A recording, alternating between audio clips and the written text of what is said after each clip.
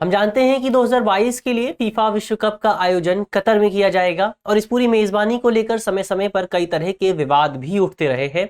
अब एक हालिया विवाद बीते दिनों खड़ा हो गया है। आज इस वीडियो में हम इसी विवाद को लेकर, हालिया विवाद को लेकर बात करेंगे। इसके अलावा पुराने जो विवाद रहे हैं उन विवादों को भी समझने की कोशिश करेंगे। मेरा नाम है अक्षय और आपका स्वागत है दृष्टि आईएएस की इस नई वीडियो में। वीडियो शुरू करते हैं और सबसे पहले वीडियो की रूपरेखा को समझ लेते हैं, यानी उन बिंदुओं की बात कर लेते हैं जिनके माध्यम से हम अपनी चर्चा को आगे बढ़ाएंगे। तो वीडियो में सबसे पहले हम न्यूज यानी खबर की बात करेंगे। इसके बाद जानेंगे कि आखिर ये पूरा विवाद खड़ा क्यों हुआ है, इस पूरे विवाद में किस तरह के विषय मौजूद हैं, किस तरह के सब्जेक्ट्स मौजूद हैं, उन पर बात करेंगे। समलैंगिकता को लेकर जो विवाद मौजूद है, इसके अलावा प्रवासी कामगारों को लेकर जो विवाद मौजूद है उस पर बात करेंगे। इसके अलावा कतर की जो पूरी कतर की जो मेजबानी दी जाने की जो पूरी चयन प्रक्रिया थी, उस चयन प्रक्रिया पर किस तरह के सवाल उठाए गए हैं, उन सवालों पर बात करेंगे। इसके अलावा इस पूरी चयन प्रक्रिया के माध्यम से, इस पूरी मेजबानी के माध्यम से कतर को किस तरह का लाभ मिल सकता है, उस लाभ को भी समझने की कोशिश करेंगे। अंत में एक प्रश्न की बात करेंगे। प्रश्न प्रीलिम्स का है और आप वीडियो में बताए गए तथ्यों के आधार पर आसानी से इस प्रश्न को हल कर सकते हैं। आज का जो हमारा पूरा वीडियो है वो सामान्य अध्ययन प्रश्न पत्र 2 से संबंधित है और आप इसे अंतर्राष्ट्रीय संबंध जैसे खंडों से जोड़कर देख सकते हैं। चलिए वीडियो शुरू करते हैं और सबसे पहले हमारी आज की न्यूज देख लेते हैं। आज की हमारी जो खबर है वो फर्स्ट पोस्ट नाम की एक वेबसाइट से है। इसके अलावा तमाम तरह की अन्य वेबसाइट्स में भी ये खबर प्रकाशित हुई थी। हमारी खबर है why Qatar is a controversial host for the 2022 world cup tournament, यानी स्पष्ट तौर पर इस खबर में इस विषय को लेकर बात की गई है कि आखिर 2022 में जो विश्व कप आयोजित किया जाना है उसकी मेजबानी को लेकर इतनी ज्यादा कंट्रोवर्सी क्यों खड़ी हो गई है, कतर की मेजबानी को लेकर इतनी ज्यादा कंट्रोवर्सी क्यों खड़ी हो गई है। इसी पूरे विषय को इस पूरे आर्टिकल में समझने की कोशिश की गई है। चलिए आगे बढ़ते हैं और आगे बढ़ने से पहले आपके लिए खबर भी है। हमने पहले ही बात की थी कि दृष्टि संस्थान द्वारा ऑनलाइन माध्यम से एक नए फाउंडेशन बैच की शुरुआत की जा रही है। इस पूरे बैच का प्राथमिक उद्देश्य आपकी तैयारी की जो बुनियाद है उसको और ज्यादा मजबूत करना है। इस पूरे बैच की कई सारी विशेषताएं हैं। सबसे पहले तो ये ऑनलाइन माध्यम से आयोजित होगा, तो आपको इसके लिए दिल्ली या फिर किसी बड़े शहर में जाने की कोई जरूरत नहीं है। इसके अलावा इस पूरे बैच के दौरान, कोर्स के दौरान आपको 500 से ज्यादा घंटों की क्लासेस मिलेंगी। इसके अलावा इस पूरे कोर्स की कई अन्य तरह की विशेषताएं भी हैं। तो यदि आप इस कोर्स में एडमिशन लेना चाहते हैं तो आप हमसे हमारे नंबर पर संपर्क कर सकते हैं। कोर्स की जो शुरुआत है वो मुख्य तौर पर 27 नवंबर से होगी। आप इस कोर्स में एडमिशन लेने के लिए आसानी से हमसे संपर्क कर सकते हैं। तो चलिए आगे बढ़ते हैं और सबसे पहले विवाद को समझ लेते हैं। पूरा विवाद क्या है उसकी एक पृष्ठभूमि पर बात कर लेते हैं। तो हम जानते हैं कि फुटबॉल दुनिया के सबसे लोकप्रिय खेलों में से एक है, सबसे प्रसिद्ध खेलों में से एक है। और फुटबॉल में भी जो विश्व कप का आयोजन किया जाता है, जो वर्ल्ड कप का आयोजन किया जाता है, उसे सबसे इंपॉर्टेंट टूर्नामेंट माना जाता है।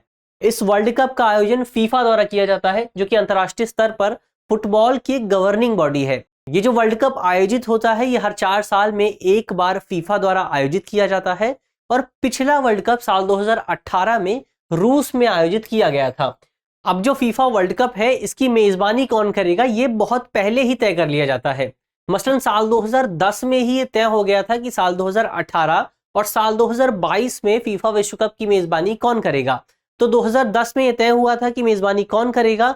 2010 के निर्णय के मुताबिक 2018 के विश्व कप का आयोजन रूस में किया जाना था, जबकि 2022 के विश्व कप का आयोजन कतर में किया जाना था। और यदि ये आयोजन पूरा होता है तो ये आयोजन की एक सबसे बड़ी उपलब्धि ये होगी कि ये पहला ऐसा विश्व कप है फुटबॉल का जो किसी पश्चिमी एशियाई देश में आयोजित किया जा रहा है। लेकिन जैसे ही ये मेजबानी कतर को दी गई, वहां से कई तरह की कंट्रोवर्सीज शुरू हो गई। तमाम तरह के विषय थे इन कंट्रोवर्सीज को लेकर, लेकिन हालिया जो कंट्रोवर्सी है वो एक बयान को लेकर आई है। दरअसल 2 बयानों को लेकर आई है। दूसरे बयान पर हम बाद में बात करेंगे। सबसे नया बयान ये है कि जो फीफा के एक्स चेयरमैन थे, जो उस समय फीफा के चेयरमैन थे सेप बैटलर, उन्होंने हाल ही में अपने एक इंटरव्यू में एक बयान दिया है। उन्होंने अपने इंटरव्यू में कहा है कि कतर को मेजबानी देना फीफा का एक पूरी तरह से गलत फैसला था, यानी कतर को मेजबानी दिया जाना एक पूरी तरह से गलत निर्णय था। उन्होंने अपने एक इंटरव्यू में ये स्पष्ट तौर पर कहा है और इसी वजह से ये पूरा विवाद जो है वो एक बार फिर से नए सिरे से हमारे सामने निकल कर आ गया है। लेकिन ये कोई नया विवाद नहीं है। इससे पहले भी हमें कई तरह के विवाद, इसी तरह के कई विवाद देखने को मिलते रहे हैं। इसके अलावा कई इन विवादों के कई तरह के विषय रहे हैं, जैसे समलैंगिकता को लेकर विवाद होता रहा है, इसके अलावा महिलाओं को लेकर, इसके अलावा विदेशी श्रमिकों के साथ जिस तरह का व्यवहार किया जाता है कतर में, खासतौर पर जो गल्फ कंट्रीज है वहां पर जिस तरह का व्यवहार किया जाता है माइग्रेंट लेबर्स के साथ, उस विषय को लेकर भी कतर की मेजबानी पर कई तरह के सवाल उठाए जाते रहे हैं। लेकिन अब कतर को मेजबानी मिल गई है, लेकिन यहां पर कतर को जो मेजबानी दी गई थी साल 2010 में, उस मेजबानी की चयन प्रक्रिया पर भी कई जानकारों ने कई तरह के सवाल उठाए थे। अब चलिए आगे बढ़ते हैं और इन तमाम विषयों पर विस्तार से चर्चा कर लेते हैं। सबसे पहले समलैंगिकता के विषय पर चर्चा करते हैं कि आखिर समलैंगिकता को लेकर क्या विवाद है कतर में। तो कतर में समलैंगिकता को, होमोसेक्सुअलिटी को एक गैर कानूनी अपराध का दर्जा दिया गया है। कतर में ये पूरी तरह से एक इलीगल एक्टिविटी है, क्योंकि कतर में ये माना जाता है कि जो होमोसेक्सुअलिटी है उसे इस्लाम में शरिया कानून के तहत अनैतिक बताया गया है, और इसी वजह से कतर में, कतर के कानूनों में इस तरह की किसी भी गतिविधि को गैर कानूनी घोषित किया गया है। और यदि कोई व्यक्ति इस तरह की गतिविधि से जुड़ा हुआ पाया जाता है तो उस व्यक्ति को सजा दी जाती है, उस पर जुर्माना लगाया जा सकता है, आर्थिक जुर्माना लगाया जा सकता है। इसके अलावा उस व्यक्ति को अधिकतम 7 साल की सजा दी जा सकती है, जेल की सजा दी जा सकती है। इसके अलावा एक नियम यह भी कहता है कि यदि कोई व्यक्ति गंभीर रूप से इस तरह की गतिविधि से जुड़ा हुआ है तो उस व्यक्ति को मौत की सजा भी दी जा सकती है। लेकिन यहाँ सबसे विशेष बात यह है कि ये जो मौत की सजा है ये फांसी लगाकर नहीं दी जाती, बल्कि इस मौत की सजा में उस व्यक्ति पर पत्थर माने जाते हैं। तो जाहिर तौर पर बहुत ज्यादा कठोर कानून है। कतर में खासतौर पर समलैंगिकता को लेकर बहुत ज्यादा विशेष कानून बनाए हुए हैं।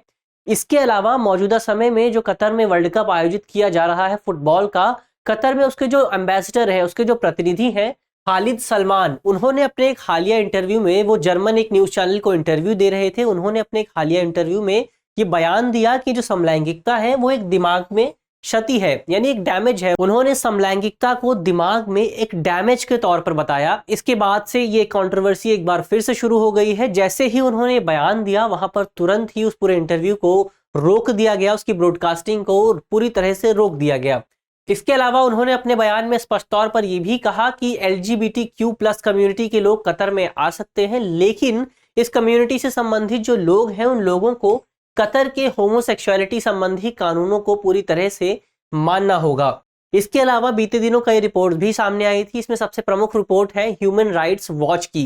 ये एक अंतर्राष्ट्रीय मानवाधिकार संगठन है। संगठन ने कई रिपोर्ट्स जारी की थी जिसमें यह बताया गया था कि कतर के प्रशासन द्वारा, कतर के पुलिस अधिकारियों द्वारा कई समलैंगिक नागरिकों को कतर में गिरफ्तार किया जा रहा है, उन पर अत्याचार किया जा रहा है। इसके अलावा कई नागरिकों को लिंग रूपांतरण थेरेपी के लिए भी मजबूर किया जा रहा है, अपना लिंग बदलने, अपना जेंडर बदलने के लिए भी मजबूर किया जा रहा है। तो जाहिर तौर पर कतर में मौजूदा समय में खासतौर पर समलैंगिकों को लेकर, महिलाओं को लेकर स्थिति बहुत ज्यादा गंभीर बनी हुई है। और ये चिंता का विषय खासतौर पर वर्ल्ड कप को लेकर इसलिए है क्योंकि वर्ल्ड कप के दौरान कतर में तकरीबन 1 मिलियन से ज्यादा दर्शकों के आने की उम्मीद है। और इन्हीं इतनी बड़ी संख्या को देखते हुए कई जानकारों द्वारा, विशेषज्ञों द्वारा और फुटबॉल प्रेमियों द्वारा इस तरह की चिंता जाहिर की जा रही है कि इस पूरे आयोजन के दौरान समलैंगिकों को, LGBTQ+ कम्युनिटी के लोगों को और खासतौर पर महिलाओं को समस्याओं का सामना करना पड़ सकता है। अब हालांकि कतर ने इस पूरे आयोजन के लिए सभी फैंस को पूरी तरह से आमंत्रित किया है, लेकिन अभी तक ये स्पष्ट नहीं है कि कतर में जो फुटबॉल प्रेमी आएंगे, जो दर्शक आएंगे, उन पर कतर के समलैंगिक कानून किस तरह से लागू होंगे। क्या उन्हें भी समान नियमों को मानना पड़ेगा कि या फिर उन पर किसी विशेष तरह के नियम लागू होंगे, इस पर अभी तक कोई भी स्पष्टता देखने को नहीं मिली है। इसके अलावा समलैंगिकता को अपराध बनाने को लेकर कतर की समय समय पर कई अंतर्राष्ट्रीय मंचों पर आलोचना भी की जाती रही है। और इसी आलोचना के चलते बीते दिनों 13 यूरोपीय टीमों ने कहा था कि उनके जो कैप्टन्स हैं, उनकी फुटबॉल टीम के जो कैप्टन हैं, वो हाथ में एक आर्म बैंड पहनेंगे और उस आर्म बैंड पर मल्टी कलर डिजाइन बना होगा। अब मल्टी कलर डिजाइन क्यों? क्योंकि मल्टी कलर डिजाइन को समलैंगिक लोगों और LGBTQ+ कम्युनिटी के एक सिंबल के तौर पर, एक साइन के तौर पर देखा जा सकता है। तो जाहिर तौर पर जब ये फुटबॉल का जो आयोजन है, जो विश्व कप है, वो आयोजित होगा तो हमें एक बड़ी कंट्रोवर्सी देखने को मिल सकती है, एक बड़ा विवाद देखने को मिल सकता है। तो ये तो समलैंगिकों को लेकर विवाद हुआ। समलैंगिकों से संबंधित जो कानून है कतर में, उन पर बात की हमने। अब आगे बढ़ते हैं और प्रवासी मजदूरों से संबंधित विषय क्या है उस पर समझ लेते हैं।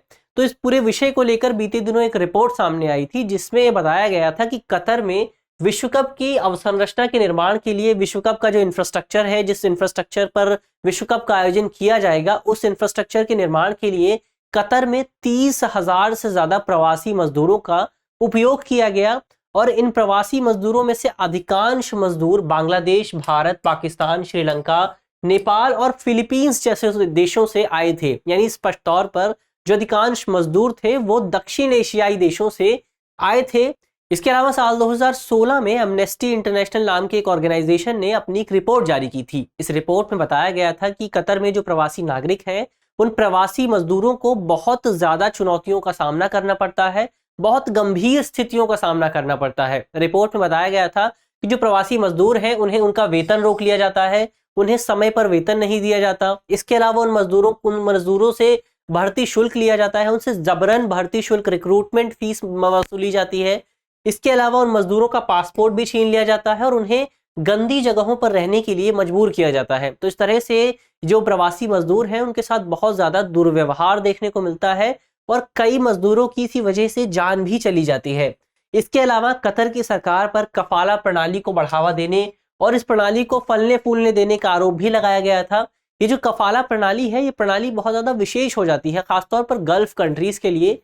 इस पूरी प्रणाली के तहत जो भी मजदूर कतर में या फिर किसी गल्फ कंट्री में काम कर रहे हैं, उन मजदूरों को, जो भी प्रवासी मजदूर हैं, उन मजदूरों को अपनी नौकरी बदलने से पहले, अपने घर वापस लौटने से पहले, अपने देश वापस लौटने से पहले, इसके अलावा उस देश में, कतर में कोई भी बैंक अकाउंट खोलने से पहले अपने नियोक्ता की, जो उनके एम्प्लॉयर हैं, उनकी अनुमति लेनी आवश्यक होती थी। और इसकी वजह से इस ये जो पूरी प्रणाली है, जो पूरा सिस्टम है, इसकी वजह से जो वहां के माइग्रेंट वर्कर्स थे उनको बहुत ज्यादा समस्याओं का सामना करना पड़ता था, क्योंकि कई मजदूरों को सालों तक अपने घर लौटने नहीं दिया जाता था, उनका पासपोर्ट छीन लिया जाता था।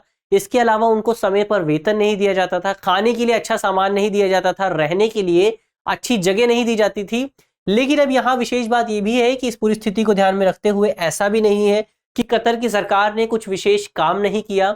बीते दिनों साल 2020 में कतर की सरकार ने नए श्रम कानून लागू किए थे। इस नए श्रम कानूनों का प्राथमिक उद्देश्य कतर में कफाला प्रणाली को पूरी तरह से समाप्त करना था। इन नए श्रम कानूनों के तहत नियोक्ता की अनुमति को पूरी तरह से समाप्त कर दिया गया था। यानी कोई भी प्रवासी मजदूर बिना नियोक्ता की अनुमति के भी अपनी नौकरी बदल सकता था, इसके अलावा अपने घर वापस लौट सकता था और उसका पासपोर्ट छीनना भी गैर कानूनी घोषित कर दिया गया था। इसके अलावा ये भी तय कर दिया गया था कि कोई भी व्यक्ति गर्मियों के दौरान एक निश्चित अवधि के बाद बाहर काम नहीं करेगा, क्योंकि पहले प्रवासी मजदूरों को इसके लिए मजबूर किया जाता था कि वो गर्मियों के मौसम के दौरान भी बाहर रहकर काम करें, और कतर में बहुत ज्यादा गर्मी होती थी और इसकी वजह से कई प्रवासी मजदूरों की मौत भी हो जाती थी। हालांकि बीते दिनों 2021 में जब ह्यूमन राइट्स वॉच ने अपनी एक रिपोर्ट जारी की, तो उस रिपोर्ट में स्पष्ट तौर पर सामने आया कि कतर की सरकार द्वारा अब तक जो भी प्रयास किए गए हैं, उन प्रयासों का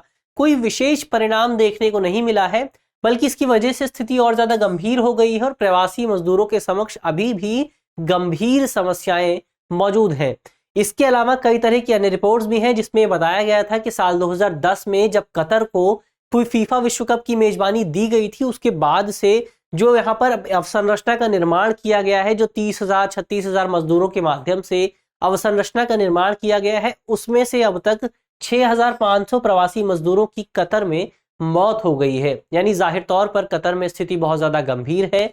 इसके अलावा ये जो अधिकांश 6,500 मजदूर है, प्रवासी मजदूर हैं, इनमें से अधिकांश मजदूर भारत, पाकिस्तान, नेपाल, बांग्लादेश और श्रीलंका से संबंधित है, यानी दक्षिण एशियाई देशों से संबंधित है।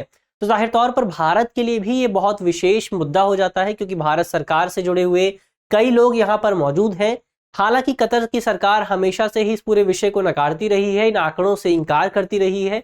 कतर की सरकार का कहना है कि साल 2014 से लेकर अब तक कतर में इस अवसंरचना के विकास के लिए केवल 37 लोगों की ही मौत हुई है, और इनमें से अधिकांश लोग अवसंरचना से जुड़े हुए नहीं थे, बल्कि अलग अलग कामों से जुड़े हुए थे। तो जाहिर तौर पर कतर की सरकार इस तरह के आरोपों से इंकार करती रही है। अब तीसरा क्या विषय है? तीसरा जो विषय है वो कतर की चयन प्रक्रिया को लेकर है, उसके चुनाव को लेकर है। हमने पहले ही बात की कि कतर को साल 2010 में फीफा विश्व कप की मेजबानी दी गई थी। साल 2010 में 2 देशों को मेजबानी दी गई थी। पहला देश था रूस, जिसे 2018 के विश्व कप की मेजबानी दी गई थी, जबकि दूसरा देश था कतर, जिसे 2022 के विश्व कप की मेजबानी दी गई थी। लेकिन जब 2022 के विश्व कप की मेजबानी दी गई तब कतर पर कई तरह के कई जानकारों ने आरोप लगाए थे कि कतर ने इस पूरी मेजबानी के लिए वोटों को खरीदने की कोशिश की थी। दरअसल फीफा में जो इस तरह का जो निर्णय लिए जाते हैं किसको मेजबानी देनी है, ये जो निर्णय लिया जाता था साल 2010 में, वो फीफा की कार्यकारी एग्जीक्यूटिव कमेटी द्वारा लिया जाता था, जिसमें उस समय 24 सदस्य हुआ करते थे। मौजूदा समय में इस कार्यकारी समिति को फीफा काउंसिल के नाम से जाना जाता है। उस समय इसमें 24 सदस्य हुआ करते थे, लेकिन मौजूदा समय में इसमें तो 37 सदस्यों द्वारा अब मौजूदा समय में ये पूरा निर्णय लिया जाता है। लेकिन जब 2010 में ये निर्णय लिया गया था तो केवल 24 सदस्य थे, और उसमें से भी 2 सदस्यों को पहले से ही इस पूरी प्रक्रिया से हटा दिया गया था, क्योंकि उन 2 सदस्यों पर पहले से ही भ्रष्टाचार के आरोप लगाए गए थे। इसके बाद जब चुनाव आयोजित किए गए, जब पूरी वोटिंग प्रोसेस हुआ, तो कतर को मेजबानी मिल गई। लेकिन मेजबानी मिलने के बाद भी इस पूरी प्रोसेस के ये जो कार्यकारी समिति थी, इसके कई सदस्यों पर भ्रष्टाचार करने, घूस लेने के आरोप लगाए गए थे। और मौजूदा समय में भी फ्रांस में इस पूरे प्रोसेस पर 2010 में जो प्रोसेस आयोजित हुआ था, जो वोटिंग हुई थी, उस पर जांच आयोजित की जा रही है। इसके अलावा कई सरकारों द्वारा, कई जानकारों द्वारा कतर पर यह आरोप लगाए गए थे कि कतर ने तमाम सदस्यों को घूस देने की कोशिश की थी। हालांकि कतर की सरकार हमेशा से ही इस तरह के आरोपों से इनकार करती रही है। अब यहाँ सवाल उठता है कि आखिर कतर की सरकार इस तरह की कोई भी करने की कोशिश क्यों करेगी, इस तरह का कोई भी निर्णय लेने की कोशिश क्यों करेगी? कतर की सरकार क्यों चाहेगी कि कतर में विश्व कप की मेजबानी की जाए? तो कतर की सरकार मेजबानी प्राप्त करना चाहेगी क्योंकि इसके माध्यम से कतर को बहुत ज्यादा लाभ प्राप्त होगा। मौजूदा समय में अंतर्राष्ट्रीय स्तर पर कतर की जो छवि है वो एक ऑर्थोडॉक्स कंट्री के रूप में प्रचलित है, एक बहुत ही रूढ़िवादी कंट्री के रूप में प्रचलित है। लेकिन इस पूरी विश्व कप के बाद कतर को अंतर्राष्ट्रीय स्तर पर अपनी छवि को आधुनिक बनाने का अवसर मिल सकेगा, मॉडर्न बनाने का अवसर मिल सकेगा। इसके अलावा इस पूरे आयोजन के बाद कतर के पर्यटन क्षेत्र और व्यवसायिक क्षेत्र पर भी बहुत ज्यादा लाभ मिलेगा। कतर को एक पर्यटन और व्यवसायिक गंतव्य बनने का लाभ प्राप्त होगा। इसके अलावा इस पूरे आयोजन के बाद कतर दुबई के बराबर पहुंचने की कोशिश भी कर सकता है, क्योंकि दुबई इस पूरे क्षेत्र में कतर का सबसे बड़ा कंपटीटर है, सबसे बड़ा प्रतियोगी है। यानी जाहिर तौर पर इसके माध्यम से कतर को बहुत सारे लाभ मिल सकेंगे।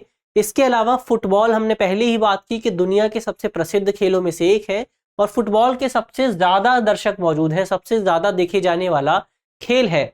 कैसे है? तो साल 2018 में जो रूस में विश्व कप का आयोजन किया गया था, उस पूरे आयोजन के दौरान तकरीबन 3.6 बिलियन लोगों ने इस पूरे आयोजन को टेलीविजन के जरिए या फिर ऑनलाइन माध्यम से देखा था। इसके अलावा कई रिपोर्ट्स ये भी बताती हैं कि जब ये आयोजन 2018 में हुआ था तो करोड़ों खेल प्रेमी रूस में पहुंचे थे, और वहां की अर्थव्यवस्था को, रूस की अर्थव्यवस्था को इसकी वजह से बहुत ज्यादा लाभ प्राप्त हुआ था।